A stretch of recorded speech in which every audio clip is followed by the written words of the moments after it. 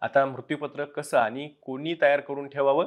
तर सुदृढ मानसिक आरोग्य असलेली व ज्या मिळकतीच्या बाबतीत मृत्यूपत्र तयार करायचंय त्यावर निर्विवाद मालकी असलेली कोणतीही व्यक्ती मृत्यूपत्र तयार करू शकते. जबरदस्तीनं किंवा खोट्या प्रभावानं प्राप्त केलेली मृत्यूपत्र कायद्यानं वैध मानलं जात नाही. केवळ मृत्यूपत्रकर्त्याच्या स्वतंत्र इच्छेनं तयार केलेलं मृत्यूपत्र हे कायद्यानं वैध मानलं जातं. एखाद्याच्या हयातीत कितीही वेळा तो मृत्यूपत्र तयार करू शकतो, याचं कोणतंही बंधन नाही. परंतु सर्वात शेवटचं जे काही सक्षम मृत्यूपत्र आहे तेच ग्राह्य धरलं जातं. मृत्यूपत्र का बनवावं हा सगळ्यात महत्वाचा प्रश्न आहे. कोणत्याही वैयक्तिक मालकीच्या मालमत्ता धारकानं त्याच्या मृत्यूपश्चात त्याच्या मिळकतीच्या विनावाद वितरणासाठी मृत्यूपत्र तयार केलं पाहिजे. मृत्यूपत्राचा उद्देश मालमत्तेच्या मालकाला त्याच्या मृत्यूपश्चात त्याच्या मिळकतीच्या वितरणावर नियंत्रण देणं हा आहे.